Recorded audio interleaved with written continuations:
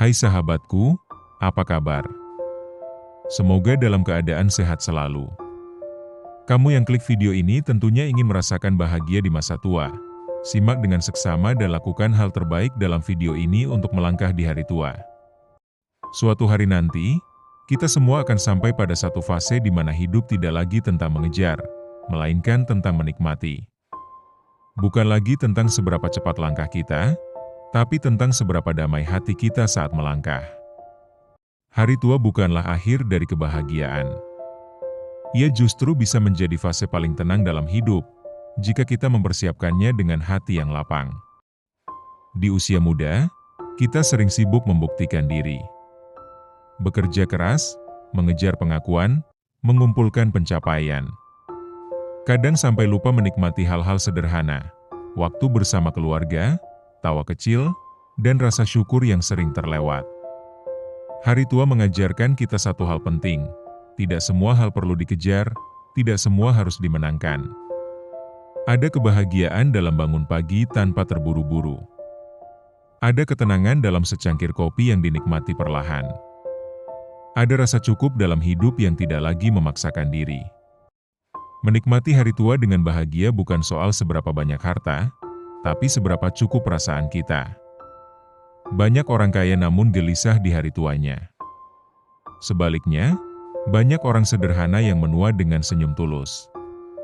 Perbedaannya bukan pada isi dompet, melainkan pada isi hati.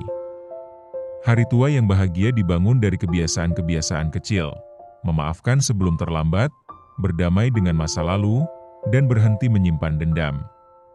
Karena beban terbesar di usia senja bukanlah tubuh yang melemah, melainkan hati yang penuh luka dan penyesalan. Menjadi tua berarti belajar melepaskan. Melepaskan ambisi berlebihan. Melepaskan keinginan untuk selalu benar. Melepaskan kebutuhan untuk diakui. Dan sebagai gantinya, kita mengisi hidup dengan penerimaan. Menerima bahwa hidup tidak selalu berjalan sesuai rencana. Menerima bahwa setiap orang punya jalannya masing-masing. Menerima bahwa kita sudah berusaha sebaik yang kita bisa. Hari tua yang bahagia adalah saat kita bisa berkata dalam hati, "Aku mungkin tidak sempurna, tapi aku hidup dengan jujur." Kebahagiaan di hari tua juga lahir dari hubungan yang sehat. Bukan tentang banyaknya teman, tapi tentang beberapa orang yang benar-benar peduli. Keluarga yang hangat. Anak-anak yang rukun. Atau sekadar tetangga yang saling menyapa dengan tulus. Di usia senja, kehangatan jauh lebih berharga daripada kemewahan. Menikmati hari tua juga berarti menjaga diri dengan bijak.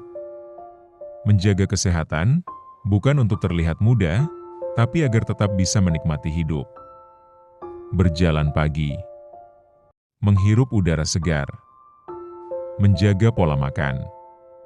Dan memberi waktu istirahat pada tubuh yang telah bekerja keras selama puluhan tahun.